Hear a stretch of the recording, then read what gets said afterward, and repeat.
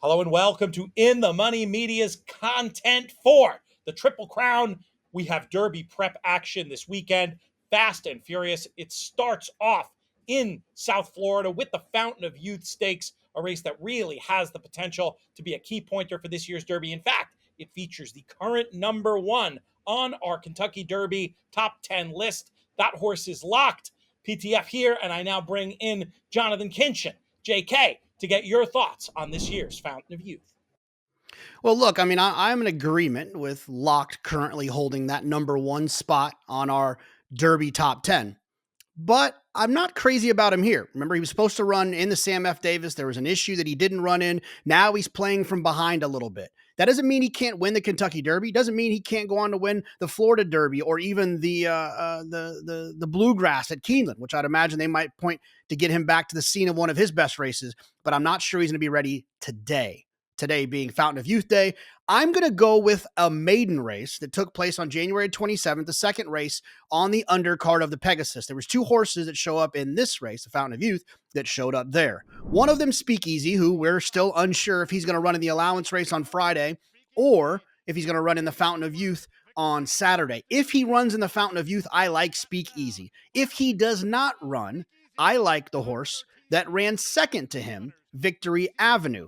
Basically, what I'm telling you is I like that 7 furlong maiden race. There's been two horses that have come back and ran extremely well out of that. One of them matching their Beyer speed figure and the other one improving their Beyer speed figure, which makes me believe that that fast race that Speakeasy and Victory Avenue exit is a real one. I hear you, man. This was a very important race last year on the Derby Trail, that Pegasus Day maiden race. That's the one that Mage ran in. Mage, the same trainer as Victory Avenue. Speakeasy, I like a lot more than Victory Avenue based on the fact, in a funny way, that he wasn't bet so hard on Pegasus Day. Well, why am I saying that? What does that matter? Well, it just tells me that a lot was expected from Victory Avenue that day. He was very hot on the board. Meanwhile, cold on the board, Speakeasy, he's probably going to improve from that run and with the more ground he gets today. All that said, JK, call me master of the obvious here. Call me a chalk-eating weasel. I'm going with Locked. And the reason is I think there's plenty of speed in this race. Those two stretching out from 7 furlongs. There's other early gas as well. Locked comes out of that very much validated as a fast race Breeders' Cup Juvenile. I think he was against the flow in that race. Not a lot of closing happened on Breeders' Cup Friday this year. So even though he was a well-beaten third, I think that effort was better than it looked. It came back strong on the clock. I know that he had that setback that you referenced, but he's worked well since. And I just think this race is going to be run to suit, and he's going to earn his spot in our Kentucky Derby top 10 with a big run. Those are our picks, but we want to hear yours. Go ahead and drop a comment with your pick for the Fountain of Youth and the other race we're going to be talking about, the Gotham Stakes from Aqueduct. We will pick a winner to be featured on our next video. Speaking of things you can wager on this weekend, want you to take a look right now, the graphic up on the screen for the Preakness future bet. Very interesting wager, this Preakness future bet. You can get your money in, especially this year with so many of the seemingly top contenders not able to run in the Derby because they're trained by Bob Baffert. They will be entered for the Preakness. This is maybe a chance for you to get a little money down on the likes of Nisos. Currently would be your solid favorite, I would think, for a race like the Preakness. If you can find the Preakness future wager on your ADW this weekend and bet it, opportunity to express your opinion that way. How are you leaning, JK? Are you pro Nisos or anti Nisos?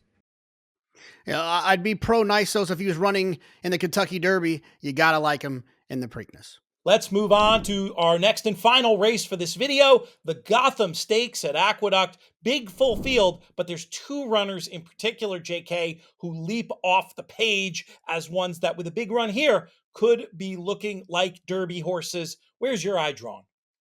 Well, yeah, it goes to two horses. One that we saw in the summer, and one we saw recently. I'll start with Deterministic for Christophe Clement, a first-time starter winner, and did it impressively, right? Like a horse that's going to appreciate a little bit more ground, then went to the sideline. I guess there was obviously an issue there that kept that horse away for the rest of his 2-year-old year and to this point of his 3-year-old year. But sometimes when they're kind of late to the party like this in their 3-year-old year, you saw it with Timberlake.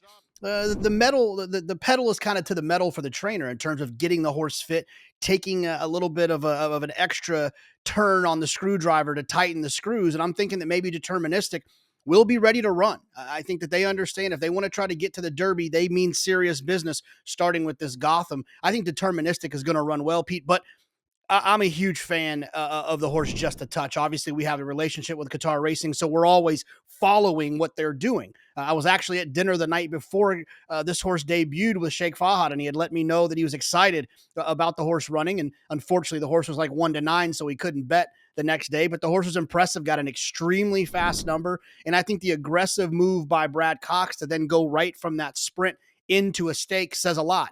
And look, I'm a fast speed figure in these 3-year-old races type of guy, and this is a fast horse. I'll worry about the stretch out around the 16th pole. I think this horse will be in front at that point, and we'll find out about the pedigree in about 12 seconds.